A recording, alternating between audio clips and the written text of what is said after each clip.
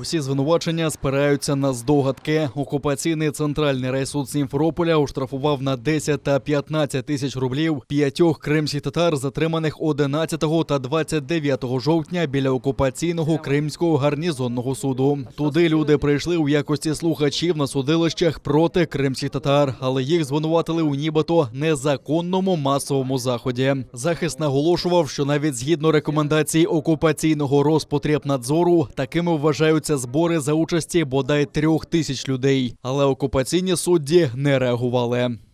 Мы судье указали, что люди были с разных регионов.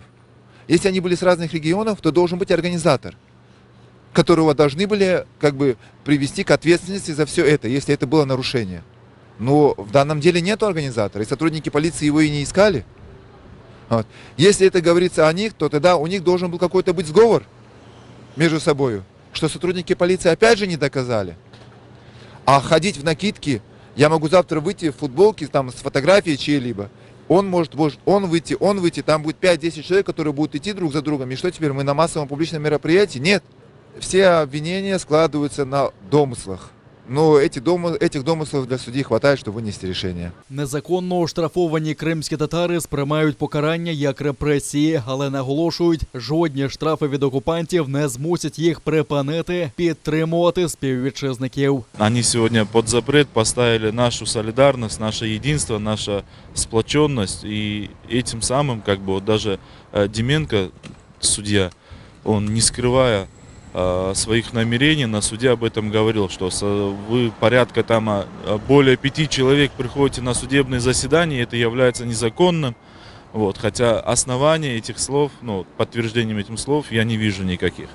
Да, он поясняет, что в таком количестве приходить на судебные заседания нам не стоит, иначе мы будем наказаны подобными штрафами. У нашего народа, есть очень такая большая черта, положительная, что мы не оставляем, своих, и мы постоянно ездим, поддерживаем и не оставим, не отойдем от этого пути. Не будем прекращать это делать, потому что мы понимаем, что победа иншаллах за нами. Поэтому мы будем поддерживать, приезжать и продолжать, А все эти штрафы и это все ерунда. 11 та 29 жовтня окупанти грубо затримали десятки людей, які прийшли в якості слухачів до окупаційного Кримського гарнізонного суду. 11 жовтня окупаційні поліціянти розігнали десятки слухачів, які стояли у масках із дотриманням дистанції. 29 жовтня окупаційні силовики затримали 30 кримських татар, які вбрані у білі накидки очікували вироку співвітчизникам з Бахчисарая. Усіх звинуватили у проведенні незаконних масових заходів. Уджум ве инсан өлдірілмесі үшін тек 3,5 ел апыз жазасы. Бөле қарарны Қырымнан ишгалжілер гарнизон махкемесі Рус Арби Павел Свидерскийге шығарды. Бұны Қырым Аққұрчылайжы группасында білдірділер. Кечкен сене Сархуш ишгалжы балық авындан қайтқанда Ақмежет районындаки Софиевка койынды баптистлер кілсесінің қарауылына уджум етті. Соныны көтекледі. Біраздан қарауыл кечінген. Фақат жесетіндеки урымлар излеріні көзогіне алмайы полымнан себебі оларақ ашқазан ульсеріні таныдылар. Башта даванан материалларында қарауыл Арбинан дини даянмамазлығындан себеп өлдірілгені қайдетілді. Амасон ишгалжілер прокуратурасы бұл малыматны гізледі. Аққұрчылайжылар қайдеткенне көре Қырым татарларға тек дини бақышлары үшін девамлы апыс мұддетлері белгілене. Украина тышышлері назерлігі Донец ве Луганск вилаетлерінің ишгал етілген территорияларында ишлеп шығарылған малларынан Русияде танылмаса аққанда Путиннан ферманны Украинада ич ишлеріне серт қарышув деп сайғанны білдірділер. Бұнен бәрібер назерлікте қайдеткенлеріне көре бойле етіп Русия Минск анлашмалары ве норман форматы черчевесінде өз бойына алған мечбурietlеріні боза. Визнання сертифікатів, одностороннє визначення пунктів пропуску з метою переміщення товарів через тимчасово непідконтрольну ділянку державного кордону України та інші передбачені указом заходи яскраво демонструють цілеспрямовану поведінку Росії щодо затягування тимчасово окупованих територій нашої держави у свій економічний, політичний, електоральний та інформаційний простір. Туневан Русия сөзде Луганск ве Донецк халық жұмхуриетлерінің танылмасына да бір адым япты. Русия президенті Путин Луганск ве Донецк халық жұмхуриетлерінде берілген маллар ве қызметлерінің сертификатларына таныған ферманны имзалады. Весиқаға көре Украинаның ишғал етілген территорияларында ішлеп шығарылған маллар, рус мақсулатлары кібі Русияде девлет сатын алынмаларында иштирак етежек. Ишғалжы көветшілері тарафындан контроль етілген Украина сыңырындан малларының ташылмасына квота лягу етілді. Донбассның ишғал етілген территориясында bulunған шirketlер Русияның девлет сатын алынмаларына өз теклифini бере білежек. Путин айтқанына көре бөле етіп коронавирус пандемиясы ве иқтисади блокада себебінден ағыр алда қалған Донецк ве Луганск сакенлеріне ярдым етмеге истей. Украина арбилері Русияның Орлан-10 пилотсыз учужы алетін ұрып түшірді. Бұны тазықлаған ресімлерінің бірлешкен құветлер операциясының штабында көстерділер. Анда қайдеткенлеріне көре учужы алет жебе сызғандан кечіп, радиоэлектрон күреш васталарынан зарарсыз бір алға кетірілген. Орлан-10 2,5 километрлік yüksекліктен түшкеніне бақмадан учужы алет бұйық зарар көрмеді. Арбилер белгілегеніне көре бұл Орлан-10 2019 сенесі Санкт-Петербургта ішленіп шығарылған. Оле учужы алет тек рус ордысында бар. Бұндан ғайыры рус ишғалжылары 6 қасаба янында атеш açқан. Украина арбилері арасында инсан ғайыплары жоқ. Бүгін саба душман бір кере артиллерия системаларını қолланған. В напрямку Мар'їнки окупанти вели вогонь з мінометів калібру 82 мм та великокаліберних кулеметів. Втрат серед військовослужбовців об'єднаних сил внаслідок дії ворога немає. Українські захисники відкривали вогонь у відповідь, не застосовуючи заборонене мінськими домовленостями озброєння, та змусили противника припинити обстріли. Завдяки зусиллям українських воїнів рубежі наших підрозділів залишилися незмінними. Русияның телукелі ве месулиетсіз әрекетлері. Америка Бірлескен Девлетлерінің Девлет департаменті руслар тәлімлер вақтында сателлитлерге қаршы ракета бастасының земин орбитасында да советлер заманында ұшырылған сателлит урылмасында тенқит етті. Ұжымден себеп кайнатта 1,5 бин парчадан ибарет олған чөплік қалымтылары пейда олды. Оларның әрекетіні көзетмек мүмкін. Бұнен берабер 100 бинлерже кичкене парчалар пейда олды. Олар енді қалқара кайнат станциясына зарар требовали.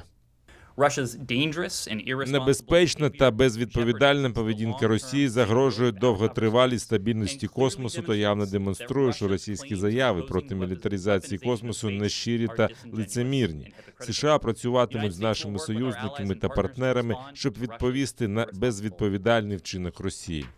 Русияның Мудафа әзірлігінде ұжым етілген аппаратының қалымтылары орбита станциясына зарар кетірмейжегіні білдірелер. Санки дерсін айны бөле тәлімлеріні әвел Қытай, Индистан ве Америка өзі кечірген дейлер. Ләкин Американың қалқара кайнат станциясына учышлар идаре етілмесінің мерkezінде пейда олған чөпліклерінен чатышма телікесі бұйық дейлер. Бұндан себеп станция еркені Союз ве Крю Драгон кайнат гемелерінде сақланып, андан тахлие олмаға азырланғанлар. Русияның илан етілмеген сателлитлерге қаршы ракетасы сателлитні урып чөплік тарқатқан сон астронавтлар скафандрларыны киіп гемелеріне көтерілділер. Бұны акс еткен сес язылары халқара кайнат станциясындан yollanылған. Бұл ақтан НАСА миссиясының yolбашчысы Раджа Чарі тариф ете.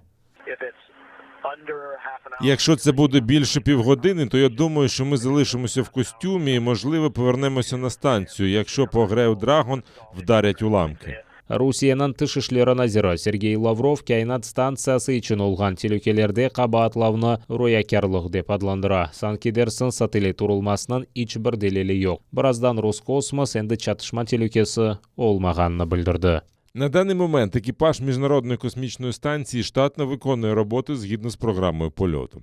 Орбіта об'єкт, через який екіпаж сьогодні був змушений згідно зі штатними процедурами перейти в космічні кораблі, віддалилася від орбіти МКС. Станція знаходиться в зеленій зоні. Белі олғанна көре Русия советлері заманында ұшырылған Космос 1408 сателлитні ұрды. Бұл аппарат радиотехники истихбарат кешірілмесі үшін 1982 сенесі ұшырылған еді. Онлар ел бұл сателлит енді чалышмай. Алемлер қайдеткенне көре кайнатта чөплік олма вазиеті пек феналашмақта. Кайнат әрекетінің 64 елі девамында кайнатта 1-10 сантиметрге қадар олған миллиондан зиеде объект іч бір тертіпсіз болынмақта. Оларынан метеорологик ве телекоммуникация сателлитлерінен чатышмасы мұйым олған кайнат миссиясының ішіні мұддеттен евел бітіре біле. Бір Полониялы полис хадимы Брузги Кужнице сыңыр кетші жыварында Белоруссия Полония сыңырында мигрантларының ұжымы нәтижесінде жидді яраланды. Бұны Полония сыңыр қызметі білдірді. Полония полисы қайдеткеніне көре мигрантлар дрон вастасынен вазиетіні незарет еткен Белоруссия мақсус қызметлерінің емірінен бөле тәжаузи әрекетлеріні япа. Олар Полония қоветшілеріне таш, шише, ағач күтіклеріні ата. На жаль, в результаті нападу людей, підбурюваних білоруською стороною, один із поліцейських отримав серйозні поранення. Наразі йому надають допомогу, швидка везе поліцейського до лікарні. Ймовірно, йдеться про перелом кістки черепу після удару. Базар күні Яқын Шарқ ве Африкадан олған мигрантлар Белоруссия территориясында болуны Полония сыңырында ұжым башлатты. Брызги Кужнице сыңыр кетіші янында 4 бенге яқын инсан болуна. Полония Белоруссия сыңырында сөзде миграция бұқраны август айында башланды. Украина, Полония ве Балтық девлетлері Русияны мигрантларынан суни ақына құлланмасынен гибрид тәжауызында қабатлай. Сентябрінің башындан берлі Полония Белоруссия сыңырында февкуледе вазиет илан етілді. Екінші күн Украинада ковидке оғырап түзілгенлерінің сайысы яңа коронавирус хасталарынан сайысындан зиядедір. Бұны Украина сағлық назірлігінде білдірділер. Кечкен күн 16 бен Украинде чин вирусы белгіленген. 22 бен инсан түзелген. Ковид хасталығы ағырлашмасы нәтижесінде вефат еткенлерінің сайысы эксілмей. Кечкен күн пандемия сүргені бұтын вақыт ішінде елек олғанларынан рекорды 838 кіші қайды етілді. Сағлық назира Виктор Ляшко айтқанына көре, 2 апта ішінде вефат еткенлерінің сайысы арта біле. Спочатку реєструється випадок, після цього настає госпіталізація, і через певний час після реєстрації випадку і госпіталізації може бути летальний наслідок хвороби. Середній час від появи симптомів до смерті серед померлих у жовтні складав 14 днів. Але за останні 3 місяці 94% госпіталізованих хворих, яким діагностували коронавірусну хворобу, не пройшли повний курс вакцинації. Украина регионлары эпидемия телекесінің қырмызы зонасындан кележек авта чықы башлай біле, деп айтты Виктор Ляшко. Є ряд областей, в яких зменшився відсоток захворюваності, виписки почали стабільно переважати над госпіталізаціями, також знизився і відсоток зайнятих ліжок із киснем. Від початку встановлення червоного рівня епідемічної небезпеки у першому регіоні, а саме Херсонській області, минуло 30 днів. Це фактично такий же час, як і минулої хвилі.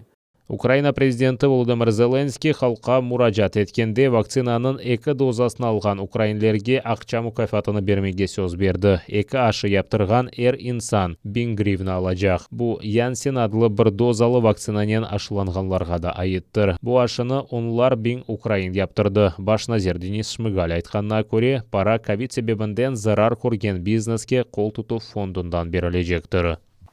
За ці кошти можна буде придбати абонемент у спортзал або фітнес-клуб, відвідати кінотеатр, театр, музей, концертний зал чи виставочний центр, або купити квитки для мандрівок всередині країни на внутрішні авіа- та залізничні перевезення. Програма стартує 19 грудня. До кінця року на неї буде виділено близько 3 мільярдів гривень. Стільки ж на початку 2022 року. Украинада ашыланғанларынан сайысы артмақта. Кечкен авта ішінде 1 600 000 инсан ашыланды. Бұның себебі эпидемия телекесінің қырмызы зонасына кірген регионларда ашыланмағанлар үшін серт карантин сыңырланмаларының кірсетілмесідір. Сағлық назірлігінің мәліметіне көре, іч олмағанда вакцинанын бірінші дозасыны украинлерінің %39 ярымы алды. Инсанларының 28% 2 ашыны яптырды.